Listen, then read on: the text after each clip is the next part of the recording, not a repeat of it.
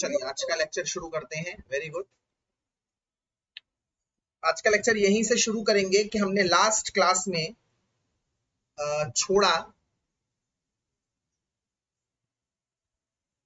Factors affecting rate of reaction.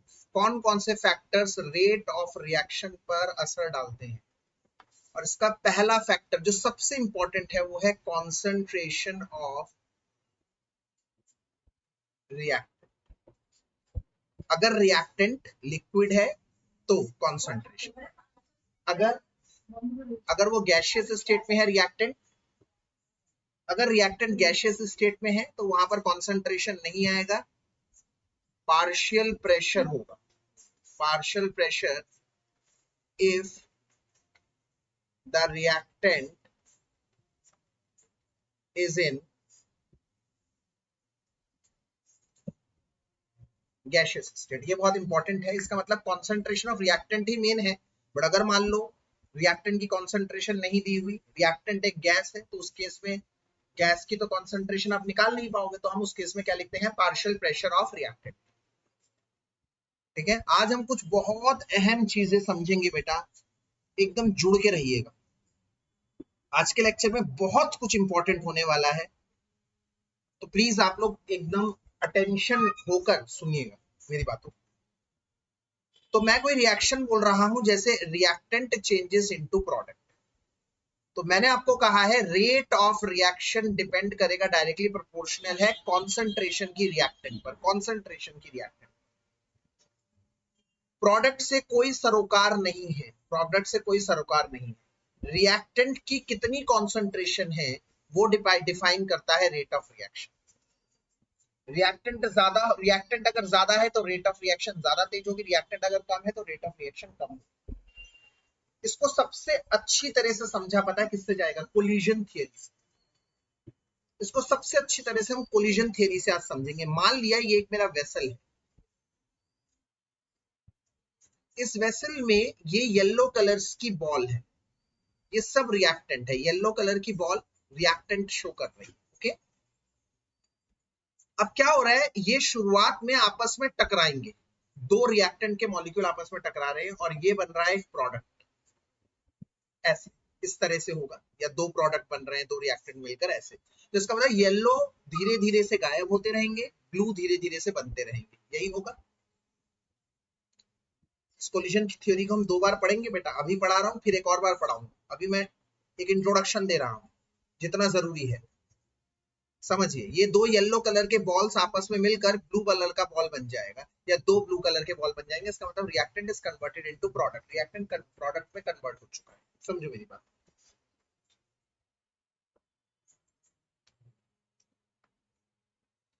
अब शुरुआत में क्या हुआ, ये दोनों रिएक्टेंट मान लीजिए प्रोडक्ट में कन्वर्ट हो गए, बहुत बढ़िया।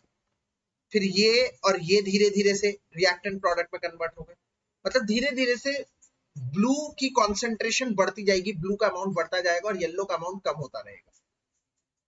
यही हमने सीखा था पिछले लेक्चर में। Rate of reaction is the rate of disappearance of reactant और the rate of appearance of product. पिछले लेक्चर की हमारी यही सीख थी। आज के लेक्चर की ये सीख है कि शुरुआत में येलो और येलो आपस में आसानी से टकराते रहेंगे और ब्लू बनता रहेगा, बट जैसे जैसे येलो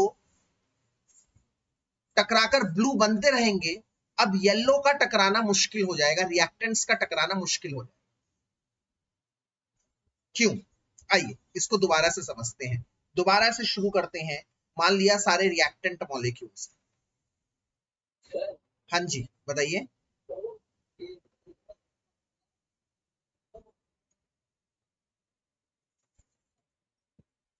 अच्छा ठीक है, अब नेक्स्ट क्लास में, चलो ठीक है भेजो, क्योंकि नेक्स्ट क्लास में ज्यादा बेटर होता है अगर हम भेज देते तो। चलो कोई नहीं, अभी तो फिलहाल ज्वाइन करने को कहो, जितना ये मिस ना हो जाए, ठीक है ना।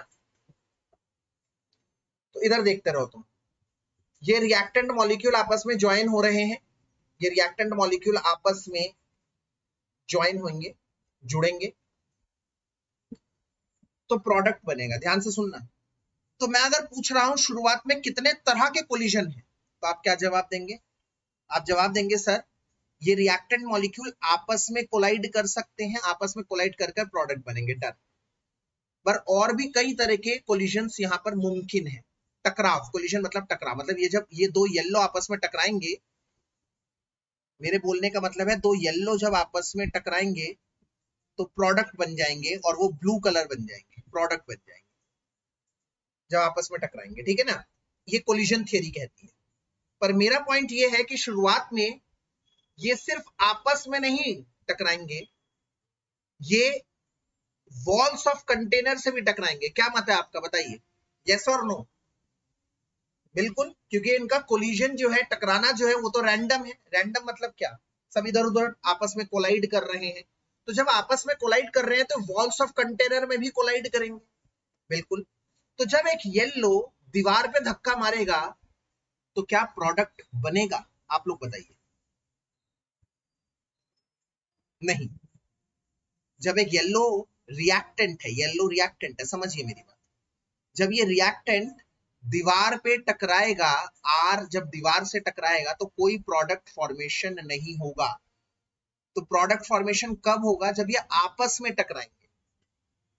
तो इसका मतलब शुरुआत में कितने तरह के कोलिजन पॉसिबल हुए, एक रिएक्टेंट का वॉल्स के साथ, ये एक इनइफेक्टिव कोलिजन है। इनइफेक्टिव कोलिजन का मतलब है जिससे कोई प्रोडक्ट फॉर्मेशन नहीं होगा। दूसरा, रिएक्टेंट और रिएक्टेंट का आपस में टकराव, ये एक इफेक्टिव कोलिजन है क्योंकि इससे प्रोडक्ट बनेगा।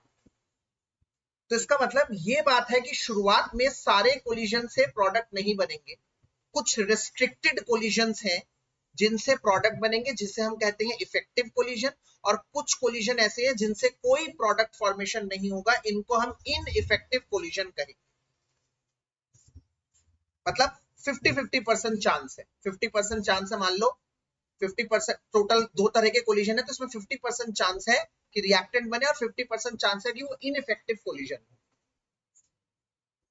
अब धीरे धीरे से येलो कलर गायब हो रहा है और येलो कलर बन रहा है ब्लू कलर का प्रोडक्ट। अब और नई तरह की पॉसिबिलिटी बन जाती है। नई तरह की पॉसिबिलिटी मतलब अब ऐसा हो सकता है कि एक येलो कलर का रिएक्टेंट ब्लू कलर के प्रोडक्ट के साथ कोलाइड करे। रिएक्टेंट और प्रोडक्ट जब आपस में कोलाइड करेंगे, कैसे प्रोडक्ट बनेगा, यस और नो बोलिए जल्दी से। नो। तो ये इफेक्टिव कोलिजन हुआ या ineffective collision? Yes, yes, very good, ineffective collision, ठीक है। और कोई बताएगा? और जैसे धीरे धीरे धीरे धीरे जैसे प्रोडक्ट बनते रहेंगे तो ऐसा भी हो सकता है प्रोडक्ट प्रोडक्ट के साथ टकराएगा, प्रोडक्ट वॉल के साथ टकराएगा, बिल्कुल हो सकता है। तो बताइए, ये इफेक्टिव कोलिजन हुए क्या? नहीं, ये सब इनइफेक्टिव कोलिजन है। तो हम क्या देख पा रहे हैं, अब अपना दिमाग लगाओ। पहले 50% कोलिजन इफेक्टिव था, मतलब हर दो कोलिजन में से एक ऐसा कोलिजन था जिससे प्रोडक्ट बन रहा था। धीरे धीरे जैसे जैसे रिएक्टेंट प्रोडक्ट में कन्वर्ट हो रहे हैं, रिएक्टेंट जैसे जैसे प्रोडक्ट में कन्वर्ट हो रहे हैं, 1 2 3 4 5, 5 तरह के कोलिजन्स हो रहे हैं, 5 तरह के कोलिजन। और इन 5 तरह के कोलिजन में सिर्फ एक कोलिजन है जिससे प्रोडक्ट बन रहा है, मतलब इफेक्टिव कोलिजन है। इसका मतलब 20%, हर 5 में से एक कोलिजन ही प्रोडक्ट बना रहा है। तो जो शुरुआत में 50% था वो जाकर 20% पे आके रुक गया। इसका मतलब क्या कहना चाहता हूं मैं, इसका मतलब ये कहना चाहता हूं, शुरुआत में जब रिएक्टेंट बहुत सारा था, टेस्ट ट्यूब में रिएक्टेंट ही रिएक्टेंट था, तो रिएक्टेंट के आपस में टकराकर प्रोडक्ट बनने की पॉसिबिलिटी, इफेक्टिव कोलिजन जनरेट कर प्रोडक्ट बनने की पॉसिबिलिटी ज्यादा थी। और जैसे जैसे येलो कलर के रिएक्टेंट कम हो रहे हैं, जैसे जैसे येलो कलर के रिएक्टेंट कम हो रहे हैं, येलो कलर के रिएक्टेंट कम हो रहे हैं, तो अब आप मुझे बताइए, अब आप मुझे बताइए, जैसे जैसे येलो कलर के रिएक्टेंट कम हो रहे हैं तो इफेक्टिव कोलिजन बढ़ रहे हैं या घट रहे हैं, बताइए। पहले हर दो कोलिजन में से एक कोलिजन इफेक्टिव था, अब 5 कोलिजन में से एक कोलिजन इफेक्टिव है। पहले 50% कोलिजन इफेक्टिव था, अब 20% कोलिजन इफेक्टिव है। तो जैसे जैसे ब्लू कलर बन रहे हैं वैसे वैसे येलो कलर्स के आपस में कोलाइड करने के चांसेस क्या हैं बताइए? कम हो रहे हैं, बहुत कम हो रहे हैं, बिल्कुल। और एक समय ऐसा आ जाएगा, एक समय ऐसा आ जाएगा बेटा, जब बहुत सारे प्रोडक्ट बन जाएंगे और रिएक्टेंट बहुत कम रह जाएगा, और इस केस में रिएक्टेंट के आपस में कोलिजन करने के चांसेस ना के बराबर होते हैं। ये लाइन बहुत ध्यान से सुनिएगा जो मैं अभी कह रहा हूं, ध्यान से सुनिएगा जो मैं अभी कह रहा हूं, इसको दोबारा से एक बार मैं रिपीट कर रहा हूं नेक्स्ट स्लाइड में। इसे कोलिजन थ्योरी कहते हैं, सब ध्यान से सुनिएगा। कोलिजन थ्योरी क्या है? मान लिया शुरुआत में मेरे पास रिएक्टेंट मॉलिक्यूल थे जिनको मैं येलो कलर से शो कर रहा हूं, ये रिएक्टेंट मॉलिक्यूल्स, ये मेरे रिएक्टेंट मॉलिक्यूल्स।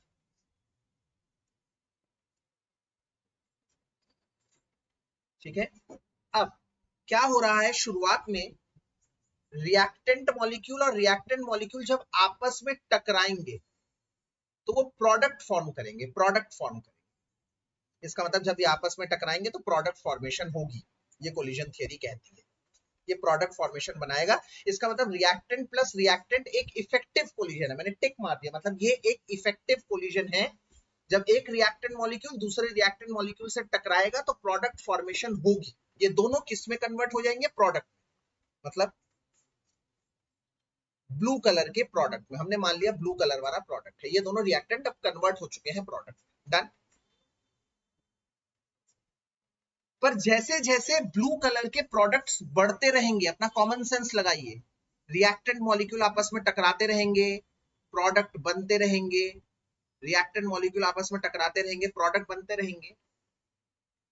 तो अब रिएक्टेंट मॉलिक्यूल्स के टकराने की प्रोबेबिलिटी बहुत कम हो जाएगी। क्यों? क्योंकि अब दूसरे कोलिजन्स होंगे। कौन से कोलिजन? जैसे प्रोडक्ट का वॉल्स के साथ, दीवारों के साथ, कंटेनर के साथ, प्रोडक्ट का रिएक्टेंट के साथ, प्रोडक्ट का प्रोडक्ट के साथ, ऐसे कोलिजन्स होंगे। पर ये सभी कोलिजन से कोई प्रोडक्ट फॉर्मेशन नहीं होगा, इनको हम इनइफेक्टिव कोलिजन मानते हैं। ये 5 तरह के कोलिजन्स आ जाएंगे, इनमें से सिर्फ एक ही कोलिजन इफेक्टिव है जब रिएक्टेंट मॉलिक्यूल के साथ टकराएगा। और रिएक्टेंट मॉलिक्यूल के साथ टकराकर प्रोडक्ट कब बनाएगा? जब बहुत सारे येलो कलर होंगे ना, तब इसकी प्रोबेबिलिटी, पॉसिबिलिटी बहुत ज्यादा होगी, बहुत ज्यादा होगी। इसका मतलब रिएक्टेंट की जब कॉन्सेंट्रेशन बहुत ज्यादा है तो रेट ऑफ रिएक्शन भी बहुत ज्यादा है। तो ये बनती है आज का topic of the day. What? Rate is directly proportional to reactant. ये आज का सबसे important topic of the day. ठीक है, एक बार दोबारा से देखिए, अभी इसमें काफी सारी नई चीजें आने वाली हैं। Rate of reaction is directly proportional to the concentration of reactant. इस स्टेटमेंट को कहते हैं रेट लॉ। सबसे पहली बात, रेट लॉ। ठीक है, ये पहली बात मेरी रही। आज के क्लास का पहला टॉपिक हमने बताया rate law. So rate law क्या है? अगर आपसे पूछिएगा कोई तो आप क्या बोलेंगे कि रेट लॉ कोई लॉ नहीं है भाई। लॉ अक्सर क्या होता है? कोई नियम। तो रेट लॉ कोई नियम नहीं है, रेट लॉ एक एक्सप्रेशन है। एक्सप्रेशन मतलब एक इक्वेशन है जो शो कर रही है कि rate of reaction directly proportional है रिएक्टेंट की कॉन्सेंट्रेशन पर। It is not a law but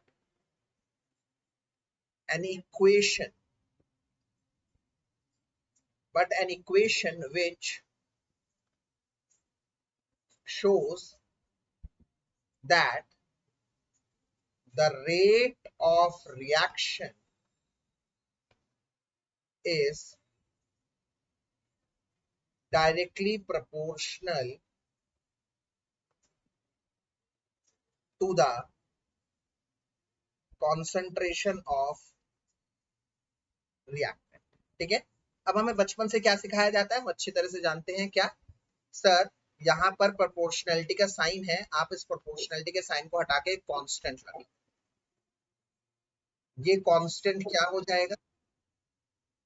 yes, rate constant. Rate constant, ये कांस्टेंट है, रेट कांस्टेंट, ये बन। ठीक है, तो आपको समझना पड़ेगा बेटा, अब थोड़ा सा कहानी में ट्विस्ट आने वाला है, तो आगे के लिए आप थोड़ा सा ज्यादा अलर्ट हो जाइएगा। हर बच्चे से मैं ये कह रहा हूँ, आगे के लिए you need to be more alert. ठीक है, चलिए आइए देखते हैं आगे के लिए क्या करने वाले हैं ऐसे कि सर आपको अलर्ट होना पड़ेगा। आइए एक रिएक्शन को समझते हैं। एक रिएक्शन है जिसमें A moles of reactant convert हो रहा है B moles of product. A moles of reactant is converted into B moles of product. अब मैं आपको एक एक्स्ट्रा चीज कराने जाऊंगा। वैसे तो आप लोगों में से कुछ बच्चों ने ये कर रखा होगा, कहां कर रखा होगा? क्लास 11th में इक्विलिब्रियम चैप्टर। अगर नहीं कर रखा तो 2 मिनट जरूर देखिएगा, क्योंकि इसके बिना ये सारी चीजें अधूरी हैं। ठीक है ना, क्लास 11th में इक्विलिब्रियम एक नाम का चैप्टर था, उसमें एक टॉपिक था लॉ ऑफ मास एक्शन। अगर किसी ने लॉ ऑफ मास एक्शन नहीं समझा तो आधे दर्जन टीचर 12th क्लास में लॉ ऑफ मास एक्शन को रिपीट नहीं करते, जिसकी वजह से केमिकल काइनेटिक कहीं ना कहीं आधा अधूरा रह जाता है। क्या है ये लॉ ऑफ मास एक्शन, समझते हैं।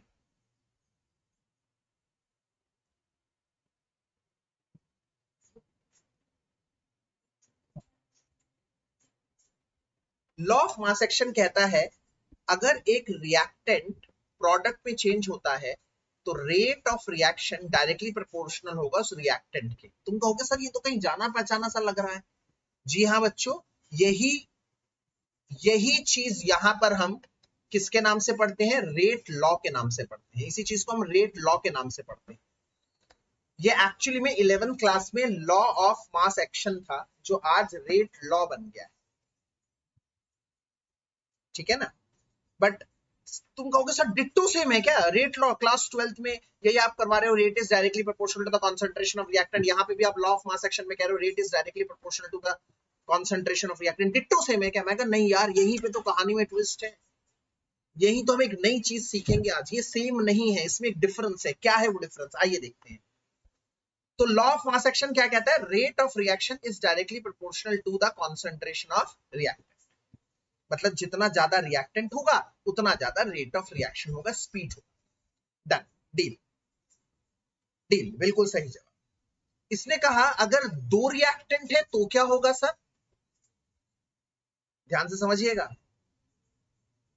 इसने कहा अगर दो रिएक्टेंट है तो क्या होगा सर? तो मैंने कहा एक बार आर के और एक और बार आर के, 2 बार आर हो जाएगा।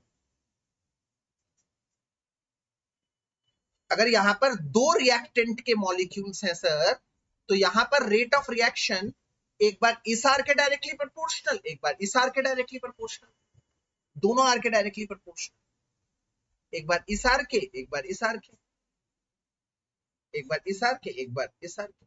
आपने कहा बिल्कुल सही है सर।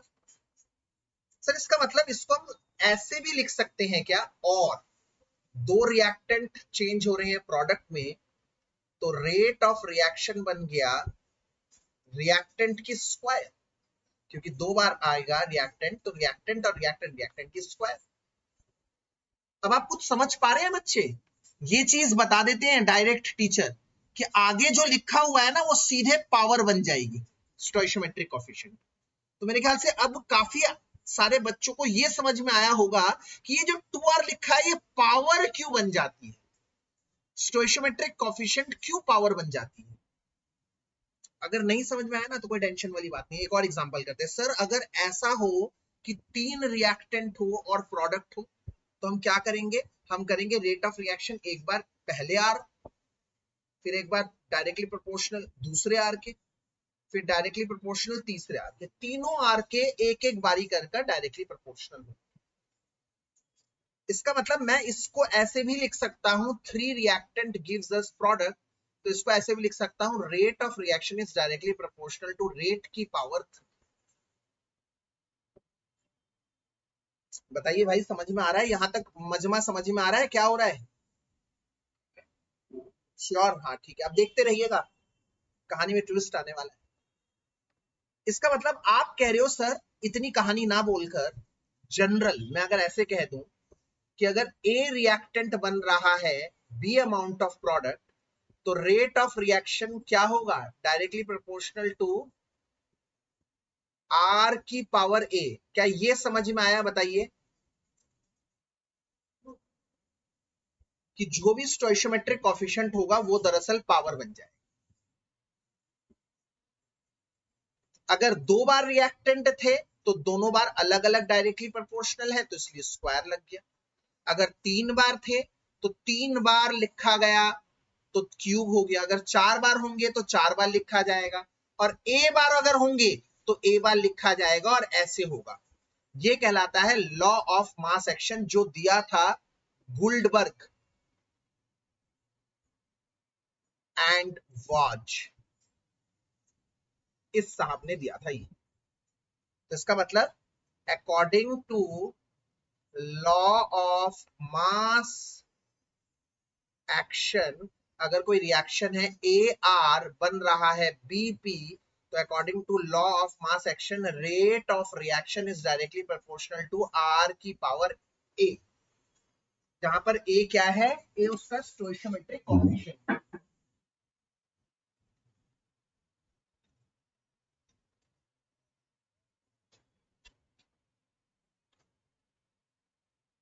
है ना, ये है लॉ ऑफ मास एक्शन। अब रेट लॉ क्या कहता है याद करिए आज वाले दिन की बात। रेट लॉ क्या कहता है, रेट लॉ कहता है कि जितने ज्यादा रिएक्टेंट होंगे उतना रेट ऑफ रिएक्शन होगा।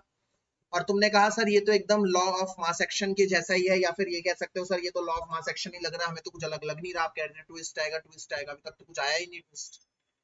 अब ट्विस्ट आ गया, क्यों? क्योंकि अब मैं इसके नीचे लिखूंगा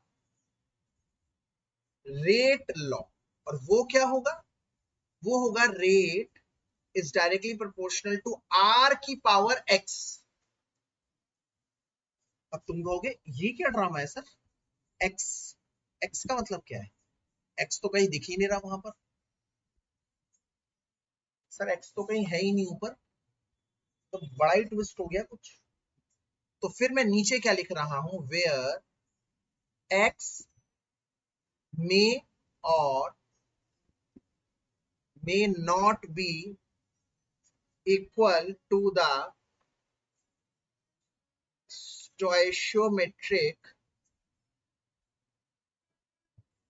coefficient A, where x may or may not be equal to the stoichiometric coefficient A। इसका मतलब क्या हुआ, इसका मतलब क्या हुआ,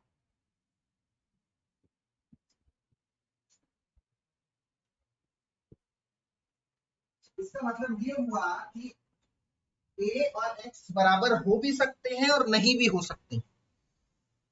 तुम कहोगे सर ये बात बिल्कुल भी समझ में नहीं आई। पर पहली एक बात तो ये समझ में आ गई कि लॉ ऑफ मास एक्शन और लॉ ऑफ रेट लॉ दोनों अलग अलग चीजें हैं, क्योंकि यहां पर हमेशा पावर वही होगी जो यहां पर लिखा हुआ है स्टोइशियोमेट्रिक कोएफिशिएंट, और रेट लॉ में ये पावर हो भी सकती है नहीं भी हो सकती है। अब मैं आपको समझाता हूं इसका मतलब कैसे, एक एक्टिविटी के जरिए समझाता हूं, एक डेमोन्स्ट्रेशन समझाता हूं। एक ऑफिस में एक कमरा है और यहां पर कुछ सामान का प्रोडक्शन हो रहा है, let it be mobile phones बनते हैं, ठीक है। तो यहाँ पर इस ऑफिस के अंदर एक काम होता है, दो तरह की टीम्स काम करती हैं, ए टीम और बी टीम। बाहर एक गार्ड बैठा हुआ है, उसके पास एक रजिस्टर है, उस रजिस्टर में ए टीम और बी टीम के नाम के मेंबर्स के नाम लिखे हुए हैं और जो भी बंदा अंदर जाता है वो साइन करके जाता है। एग्जाम्पल को ध्यान से सुनते रहिए, एग्जाम्पल बहुत जरूरी है। तो मैंने देखा दो ए के बंदे जा रहे हैं, दो ए टीम के बंदे जा रहे हैं और तीन बी टीम के बंदे जा रहे हैं फैक्ट्री के अंदर प्रोडक्ट बनाने के लिए। तो ये रिएक्शन बन गई, ये रिएक्शन बन गई, ठीक है। दो ए टीम के हैं और तीन बी टीम। तो लॉ ऑफ मास एक्शन क्या कहता है? एक काम करो, सिर्फ पहले एक टीम समझो, ठीक है ना, दो टीम मत समझो, एक टीम समझो जिसके दो मेंबर्स हैं और वो प्रोडक्ट बना रहे हैं। दो टीम वाला अगले उसमें एग्जांपल में। तो लॉ ऑफ मास एक्शन क्या कहता है? लॉ ऑफ मास एक्शन कहता है, मास एक्शन कहता है कि सर प्रोडक्ट का बनना, फोन कितनी तेजी से बनेंगे वो दोनों ए पर डिपेंड करते हैं, क्योंकि एक्चुअली में दोनों ए मिलकर प्रोडक्ट को बना रहे हैं। तो वो लिख देंगे rate of reaction directly proportional to A की स्क्वायर। ये लॉ ऑफ मास एक्शन कहता है।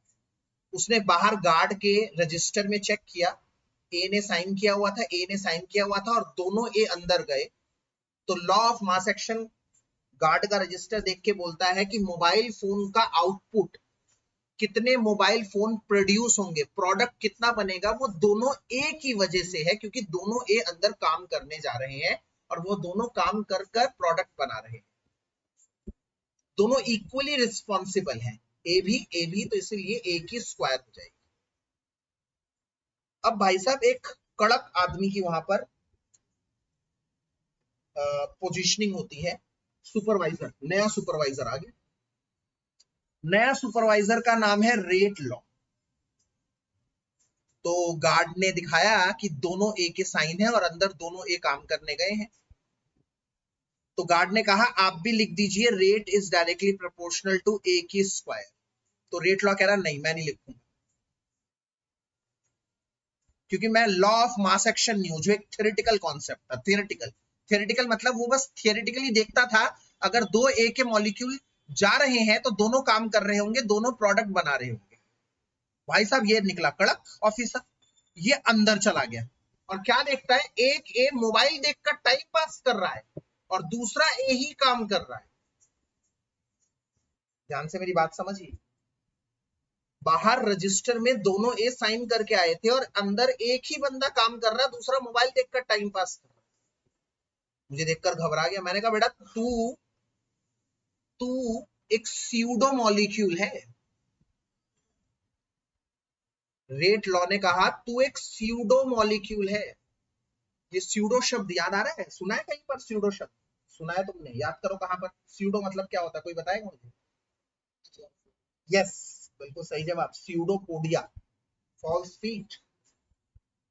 तो मैंने इसे कहा कि तू नकली इंसान है ए, तू भीड़ बना रहा है अंदर आकर। स्यूडो मॉलिक्यूल, स्यूडो मॉलिक्यूल मतलब जिससे रेट ऑफ रिएक्शन पर कोई असर नहीं पड़ रहा, काम ही नहीं कर रहा, स्यूडो मॉलिक्यूल है, रेट ऑफ रिएक्शन पर कोई असर नहीं पड़ रहा। मतलब ए ना, ये वाला ए नहीं होगा तो भी उतने ही मोबाइल फोन प्रोड्यूस होंगे, वो ए होगा तो भी उतने मोबाइल फोन प्रोड्यूस होंगे। तो अब मुझे रिपोर्ट तैयार करने के लिए कहा, तो मैंने रेट लॉ ने क्या लिखा, ए की पावर 1। क्या आपको दोनों में डिफरेंस समझ में आया क्या? यस यस, अगर आप ध्यान से समझेंगे तो बहुत तगड़ा एग्जांपल था। इसका मतलब सर, जहां लॉ ऑफ मास एक्शन एक थ्योरेटिकल कॉन्सेप्ट था, थ्योरेटिकल कॉन्सेप्ट, वो सिर्फ रिएक्शन को देखकर ये बता देता था कि जितने मॉलिक्यूल पार्टिसिपेट कर रहे हैं वही रेट ऑफ रिएक्शन पर असर भी डालेंगे, असर भी डालेंगे। वहीं पर रेट लॉ एक प्रैक्टिकल कॉन्सेप्ट है, प्रैक्टिकल कॉन्सेप्ट। क्यों? क्योंकि ये मानता नहीं कि जितने पार्टिसिपेट कर रहे हैं सबके सब काम कर रहे हैं।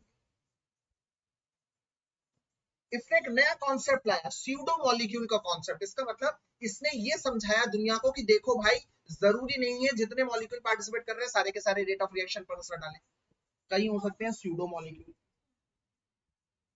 कई हो सकते हैं स्यूडो मॉलिक्यूल, नकली मॉलिक्यूल जो रिएक्शन में है तो, बट रिएक्शन में कोई काम नहीं कर रहे हैं। तो इस केस में अब आपको समझना पड़ेगा एक बात, कि जो इधर लिखा होता है रिएक्शन में स्टोइशियोमेट्रिक कोएफिशिएंट, इधर क्या लिखा हुआ था बच्चों? 2। तो लॉ ऑफ मास एक्शन में सदैव उसी की पावर होगी 2, जबकि रेट लॉ में वो 2 हो भी सकता है और नहीं भी हो सकता है। अगर मान लो ये वाला ए भी काम करता तो यहां पर हम क्या लिखते बोलो? ए की स्क्वायर लिखते हैं, बिल्कुल। मतलब ये उसके बराबर हो भी सकता है और नहीं भी हो सकता है। तो मैंने ये यहीं पे लिखा था, ध्यान से देखिए। मैंने एक रिएक्शन मान लिया था, इस रिएक्शन पे वापस आ जाइए। मैंने एक रिएक्शन लिख लिया था कि A molecules of are participate कर रहे हैं बी मॉलिक्यूल्स ऑफ प्रोडक्ट बनाने में। तो जहां लॉ ऑफ मास एक्शन कहता है कि rate is directly proportional to R की ए, एक थ्योरेटिकल कॉन्सेप्ट है, वहीं पर रेट लॉ कहता है डायरेक्टली प्रोपोर्शनल टू आर की पावर एक्स। अब एक्स क्या है? एक्स ए के बराबर हो भी सकता है और नहीं भी हो सकता है। एक्स क्या है? एक्स एक्चुअली में वो नंबर है जो एक्चुअली में रेट ऑफ रिएक्शन पर असर करता है, जो रेट ऑफ रिएक्शन को सपोर्ट करता है। वो मॉलिक्यूल है, वो फ्रैक्शन ऑफ मॉलिक्यूल है जो एक्चुअली में काम कर रहा है, जो एक्चुअली में कोलाइड कर रहा है ताकि प्रोडक्ट बने। और यहां से एक नया वर्ड इंट्रोड्यूस होता है बेटा। वर्ड ऑफ दिस क्लास, इस पूरे लेक्चर का वर्ड वो है एक्स, ऑर्डर ऑफ रिएक्शन। तो हमने एक नई चीज जानी आज, ऑर्डर ऑफ रिएक्शन क्या होती है। ऑर्डर ऑफ रिएक्शन क्या होती है? जो रेट लॉ में पावर लिखी जाती है, रेट लॉ में जो पावर लिखी जाती है, जो स्टोइशियोमेट्रिक कोएफिशिएंट के बराबर हो भी सकती है, नहीं भी हो सकती है, एक्चुअली में वो ये दिखाता है कि कितना परसेंटेज, कितना फ्रैक्शन ऑफ रिएक्टेंट एक्चुअली में इफेक्टिव कोलिजन कर रहा है और प्रोडक्ट बना रहा है। वो हिस्सा रेट लॉ का कहलाता है ऑर्डर ऑफ रिएक्शन। एक practical concept, practical concept.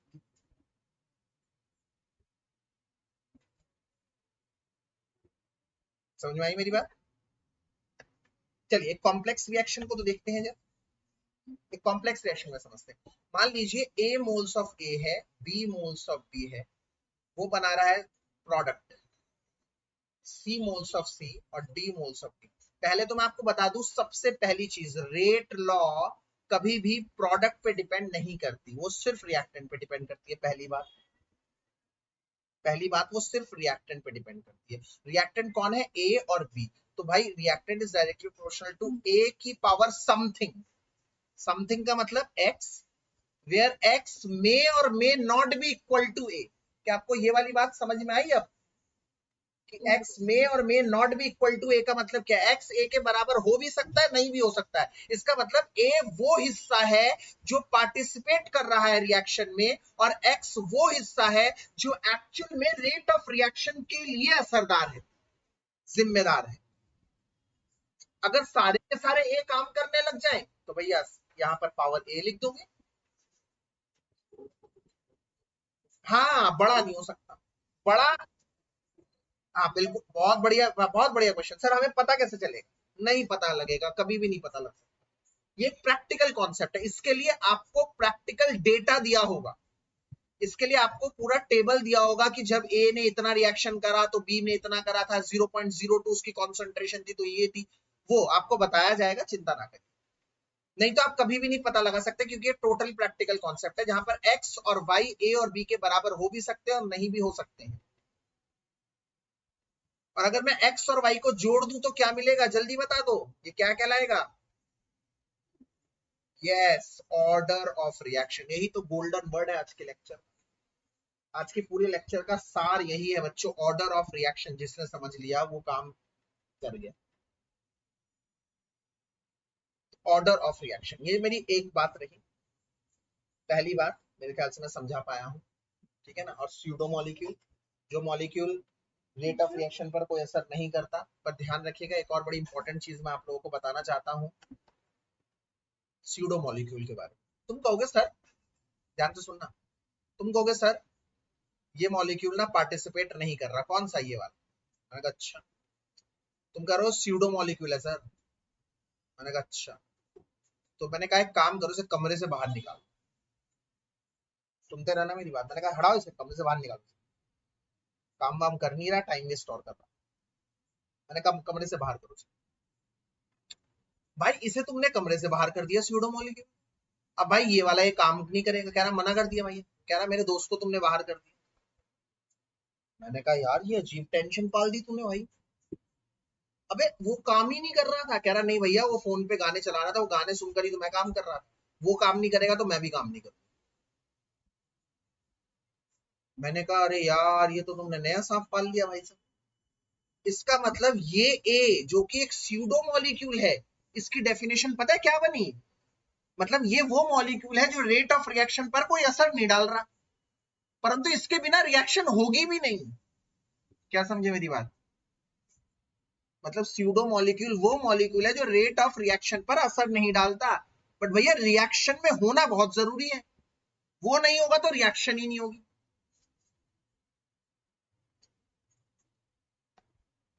Example दूंगा, समझो मत, टेंशन मत। ए molecule which is not responsible for the change in the rate of reaction but important for the conduction of reaction। मतलब reaction को करने में वो जरूरी है, रिएक्शन को करने के लिए उसे चाहिए। एग्जाम्पल देता हूं तो आपको क्रिस्टल क्लियर हो जाएगा। एग्जाम्पल स्यूडो ऑर्डर या फिर स्यूडो मॉलिक्यूल। सारी hydrolysis reaction, all the hydrolysis reaction, ये पेपर में बहुत आता है, जेई में भी बहुत आता है। पहचानो भैया कौन सा है वो स्यूडो मॉलिक्यूल। तुम कहोगे हमें कैसे पता लगेगा? वही वाला क्वेश्चन दोबारा आ गया ना सर, मुझे कैसे पता लगेगा कौन सा मॉलिक्यूल रिएक्शन में काम नहीं कर रहा, कौन सा कर रहा है? ये तो अजीब बातें कर रहा हूँ। या तो आप डेटा दो, डेटा से पता लगेगा। अगर डेटा नहीं दिया हुआ तो ऐसी कुछ टिप्स एंड ट्रिक्स है जो मैं आप लोगों को बता रहा हूँ, जैसे सारे हाइड्रोलिसिस रिएक्शन। हाइड्रोलिसिस क्या होता है बेटा, कोई बताएगा मुझे? हाइड्रोलिसिस क्या होता है, कोई बताएगा?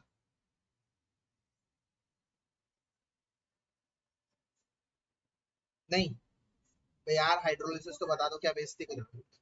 हाइड्रोलिसिस का मतलब है पानी की प्रेजेंस में किसी चीज को तोड़ना। हाइड्रोलिसिस पानी की प्रेजेंस में किसी चीज को तोड़ना। तो जब आप पानी की प्रेजेंस में किसी चीज को तोड़ रहे हैं ना, तो जिसको तोड़ रहे हैं वही मेन मॉलिक्यूल है। पानी का रेट ऑफ रिएक्शन से कोई असर नहीं है। अपना दिमाग लगाइए जरा, मैं क्वेश्चन पूछता हूं आपसे। आप ए को पानी से तोड़ रहे हैं, ठीक है, ए मॉलिक्यूल उसको पानी से तोड़ रहे हैं। सपोज करो ए के 10 मॉलिक्यूल हैं और पानी के 100 मॉलिक्यूल, ठीक है, और प्रोडक्ट बन रहा है उससे। अगर मैंने अब ए का एक मॉलिक्यूल कम कर दिया और ए के 9 मॉलिक्यूल कर दिए, तो प्रोडक्ट कम बनेगा या नहीं बनेगा? यस और नो? ऑब्वियसली यस, कम बनेगा। बिल्कुल प्रोडक्ट कम बनेगा सर। अच्छा ठीक है, अब पानी के 100 मॉलिक्यूल थे, पानी के अगर मैंने 50 मॉलिक्यूल ले लिए, तो क्या प्रोडक्ट आधे बनेंगे? नहीं, नहीं, बिल्कुल प्रोडक्ट तो अभी भी 10 ही बनेंगे बेटा। ध्यान से मेरी बात को समझो, ध्यान से मेरी बात को समझो, प्रोडक्ट तो अब भी 10 ही बनेंगे। प्रोडक्ट तो अब भी 10 ही बनेंगे सर। इसका मतलब अगर मैं पानी को 100 से 200 कर दूं, तो प्रोडक्ट क्या डबल हो जाएगा? बोलो। नहीं, प्रोडक्ट अभी भी 10 ही बनेंगे। बिल्कुल। तो इसका मतलब सर पानी को मैंने इतना डबल कर दिया, ट्रिपल कर दिया, फिर भी प्रोडक्ट चेंज नहीं हो रहा। प्रोडक्ट तभी चेंज हो रहा है जब मैं ए को चेंज कर रहा हूं, जिस चीज को तोड़ रहा हूं,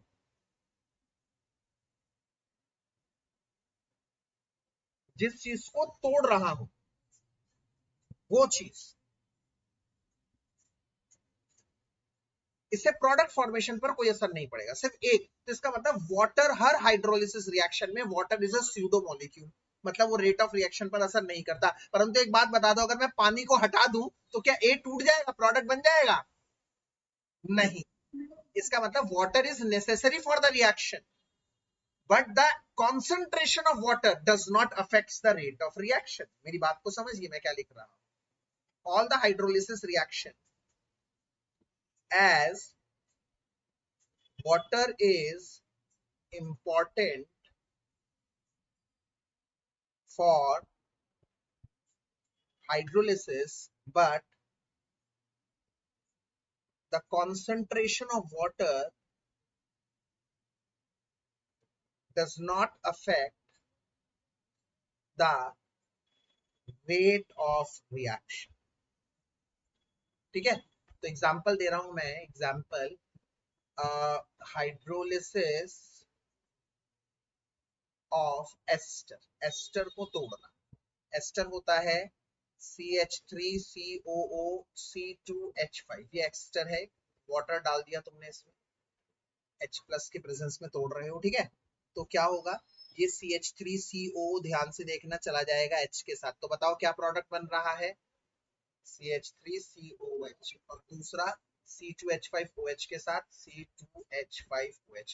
तो अगर मैं कहता हूं भैया इसका रेट लॉ तो लिखिए, तो पता है क्या लिखते हैं आप, rate law is directly proportional to CH3CO C2H5, ये वाला रेट ऑफ रिएक्शन, और फिर दूसरा लिखते हैं H2, ये वाला, दो लिखते हैं। फिर आपको पता लगा अरे अरे अरे अरे भैया ये तो होगा ही नहीं, इसका मतलब rate of reaction is directly proportional to CH3CO C2H5, क्योंकि water is a pseudo reaction.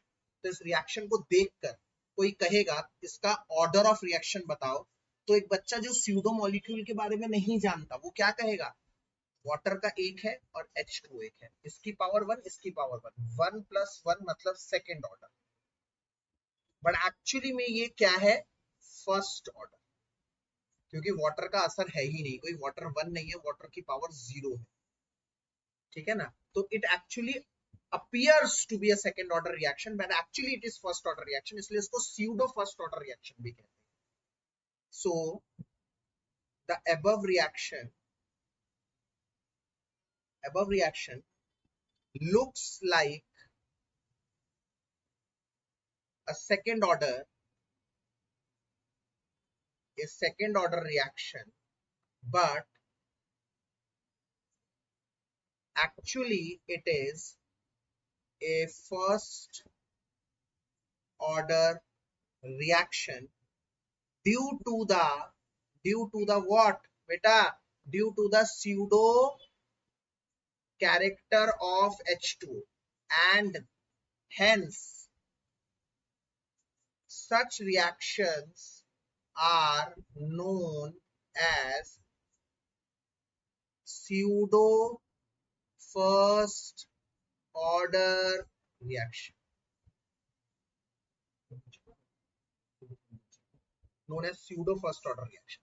ठीक है, समझ में आ गया स्यूडो फर्स्ट ऑर्डर रिएक्शन का मतलब क्या है, मतलब ऐसा रिएक्शन जिसे देख के लग रहा है सेकंड ऑर्डर या थर्ड ऑर्डर है, बट एक्चुअली पता लग रहा है उसमें कई सारे स्यूडो मॉलिक्यूल है भाई, नकली मॉलिक्यूल मैंने बता दिया, हटा नहीं सकते रिएक्शन से भैया, वो रिएक्शन का विद्रोह कर देंगे, रिएक्शन बंद कर देंगे, उसके दोस्त काम करना बंद कर देंगे। तो स्यूडो रिएक्शन वो है, स्यूडो मॉलिक्यूल वो है जो चाहिए बट रेट ऑफ रिएक्शन पर असर नहीं डालता। जैसे इधर पानी हटा दूंगा तो रिएक्शन ही काय को करेगा, पानी तो तोड़ रहा है, बट पानी की कॉन्सेंट्रेशन को चेंज करने से रेट ऑफ रिएक्शन पे कोई बदलाव नहीं आ रहा, इसका मतलब पानी यहाँ पर स्यूडो मॉलिक्यूल है।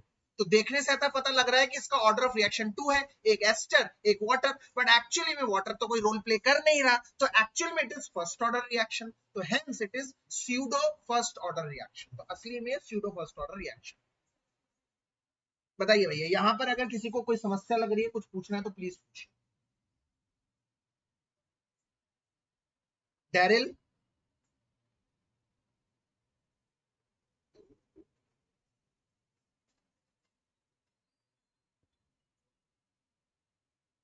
ना नहीं नहीं नहीं, अभी हमने देख लिया ना, मैंने कहा तो 100 के 200 कर लो, और ये चीज हमें अब हाँ नहीं नहीं नहीं, बिल्कुल एक ग्लास अगर ग्लूकोज है और एक टंकी पानी है तो सिर्फ ग्लूकोज वाला अमाउंट से ही प्रोडक्ट बनेगा, पानी का कोई रोल ही नहीं है। वैसे भी जिसका कोई रोल नहीं होता ना वो हमेशा एक्सेस में होता है, याद रखना स्यूडो मॉलिक्यूल हमेशा एक्सेस में होगा, ज्यादा ही प्रेजेंट होगा।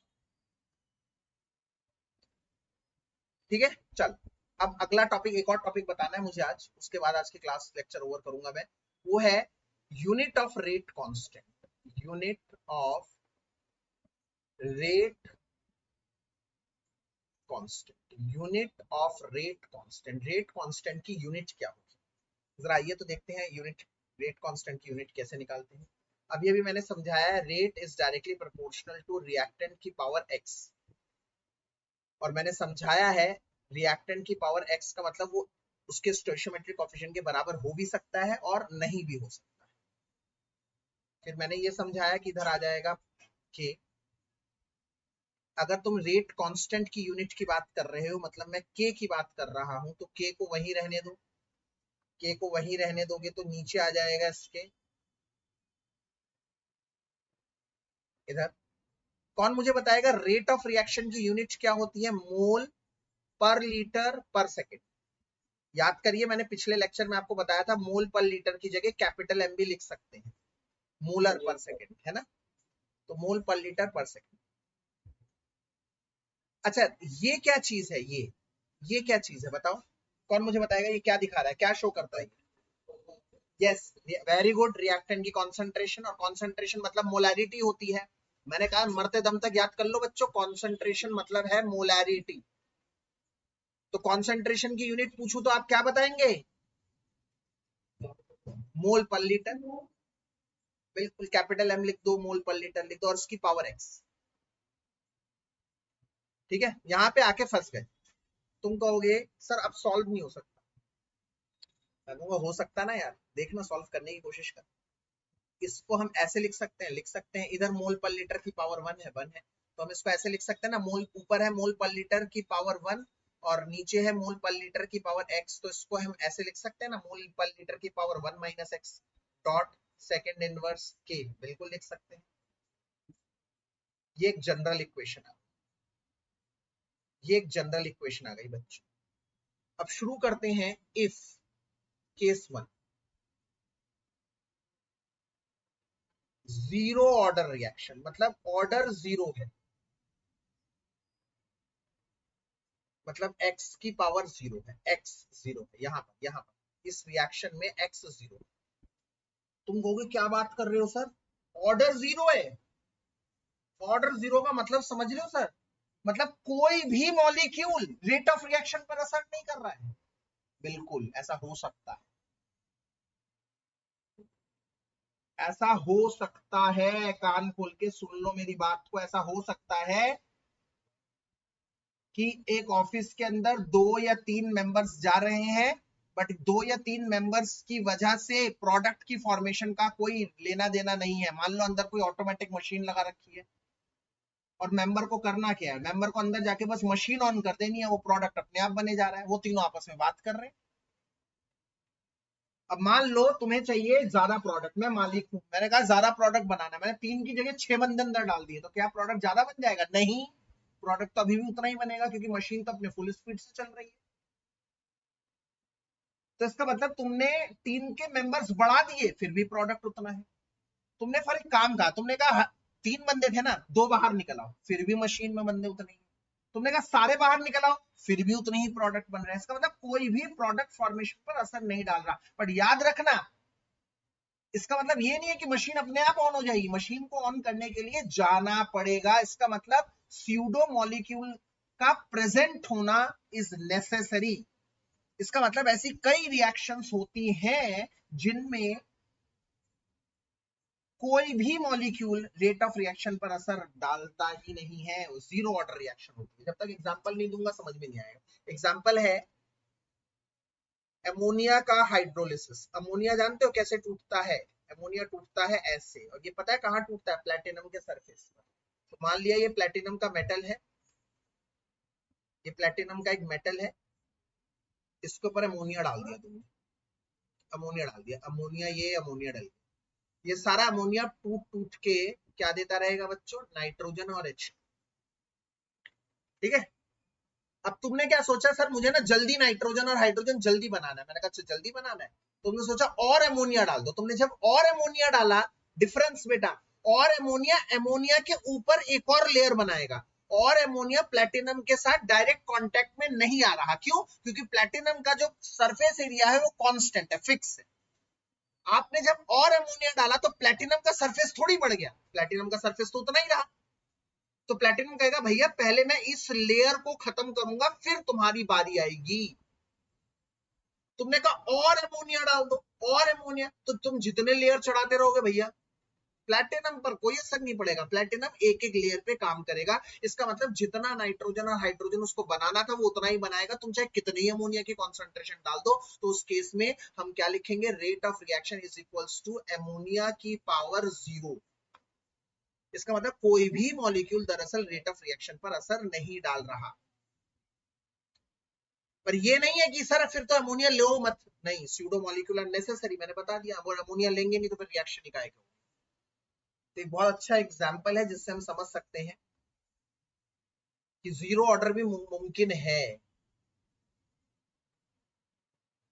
तो अगर x की वैल्यू 0 डाल दोगे इधर क्या आ जाएगी बेटा, यूनिट फटाफट से बोल दो तो एक बार जरा। मोल पर लीटर 1 माइनस 0 पर सेकेंड, तो क्या आ जाएगा, मोल पर लीटर पर सेकेंड, ये आ जाएगा unit for zero order. Case 2 बताओ क्या होगा।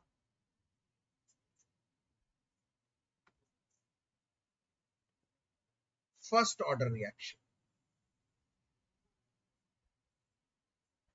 जब x की वैल्यू 1 होगी तो क्या होगा,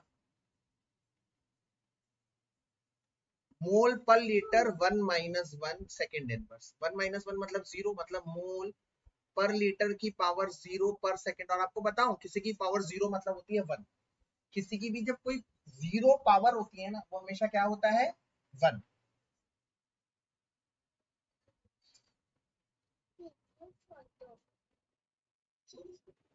यस, इसकी सिर्फ पर सेकेंड।